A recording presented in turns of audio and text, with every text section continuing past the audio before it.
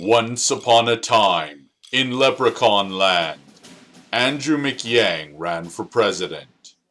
As an entrepreneur, McYang had helped to create thousands of jobs, only to see thousands more get automated away.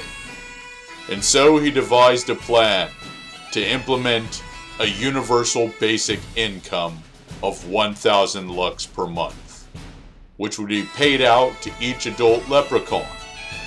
Some believe that this plan would actually end poverty and improve overall quality of life for millions.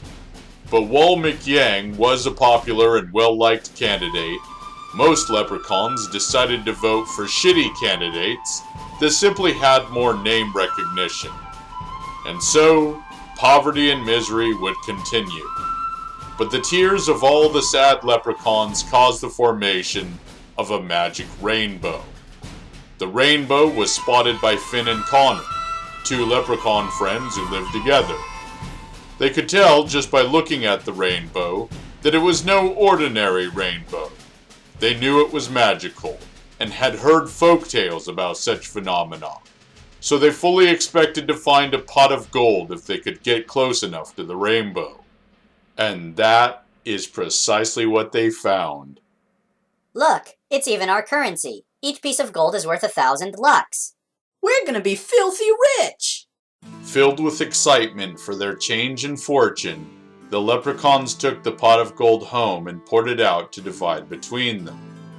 But as they poured, the gold just kept coming. It was like an unending stream of gold. Eventually, they figured out that the pot was no ordinary container. It was a magical device that actually had the power to create an infinite supply of gold. We could really help a lot of people with this gold. Yeah, we could be like Andrew McYang. We can give every leprechaun 1,000 lux per month. Wait, but won't all this unending gold, devalue the currency or something? Nah, it doesn't work like that. It might devalue gold, but 1,000 lux is 1,000 lux. This coin will buy something that costs 1,000 lux, regardless of how many of the coins exist. But won't businesses want to take advantage of all that extra buying power that'll be going around? I mean, I could see at least some companies, raising prices because they'll know that everyone's gonna be 1,000 lux per month richer. They'll figure that means they can sucker more money out of us. What if our rent goes up by 1,000 lux per month? I doubt that'll be a problem, but it's certainly a good idea for us to prepare for that scenario, or take some kind of preventative action against it. If I was president of Lepland, I'd make it illegal to raise prices on certain goods and services, and even pay all the affected businesses to not raise prices. Hell, we could even implement technology that physically prevents them from raising prices. That sounds genius if you have any political power, but you don't have that kind of power. Yeah, we have to do something else, don't we? I know! We can just buy some land and build our own city. Hey, yeah! If we do that, then we can make our own rules. We'll be like co-governors or something. Hell yeah! We could even melt down some of the gold and use it as construction material. Yeah! And so the two leprechaun friends bought some land and began paying other leprechauns to help them build a golden city. And in the middle of this city, there was a golden bank, where the citizens would go to receive their 1,000 lux per month. But there was much that the inhabitants didn't even have to spend any money on. With a bottomless budget of renewable gold, there was no need for the governing duo to tax the people or charge them for any goods or services. So the citizens only had to pay for things when shopping with for-profit businesses. Their mostly self-sustaining homes of gold were available without a price tag and no electric bill, gas bill, or water bill. Each home even came with an automated hospital room designed to meet any medical needs. Government-funded agriculture provided a lot of free food, and certain basic forms of clothing were available with no charge attached. They also didn't have to pay for public transportation, which came in the form of self-driving electric cars, bikes, scooters, and skateboards. And schooling was completely free. In fact, students would be paid by the governors to get good grades. When businesses found it hard to hire help for shitty, monotonous work, the city provided machines to do the jobs that nobody wanted to do. Business owners were happy to find out that they didn't have to hire any paid help. But people still had to pay for things like Netflix, pizza, and Happy Meals. Connor and Finn agreed to name the city McYang in honor of their favorite presidential candidate.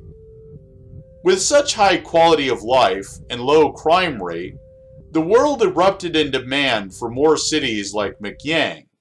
So Connor and Finn began dumping out more gold for the rest of the world. But then a light came on,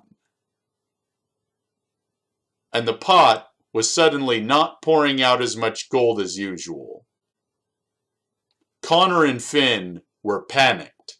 It never occurred to them that their magic pot was actually just a battery-powered form of technology. And unfortunately, it was a battery like they had never seen before. Okay, no need to panic. We can just get engineers to figure out how to duplicate the battery. But then Connor got an idea. Wait, we never even needed this pot of gold. The resources to do what we've done already existed before we ever found it. What are you talking about? We can't build cities of gold all over the world without a reliable source of gold. They don't have to be cities of gold. Homes can be built out of all sorts of different kinds of materials. The rest of the world is mostly living in wood houses and apartments, remember? Oh yeah. Hell, some homes are even made of mud or rocks. We can have earth bag homes, shipping container homes, 3D printed homes, homes made of hemp. But how are we going to pay for all of it without our bottomless pot of gold? Digital currency. Of course. Like normal people. The rest of the world isn't buying things with gold. They're buying things with debit cards and credit cards. Their money is mostly digital.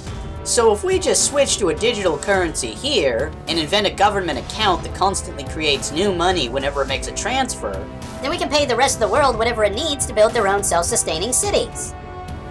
what do you guys think? Will this plan work?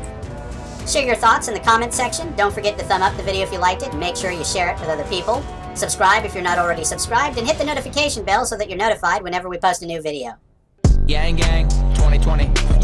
YangGang2020. YangGang2020. YangGang.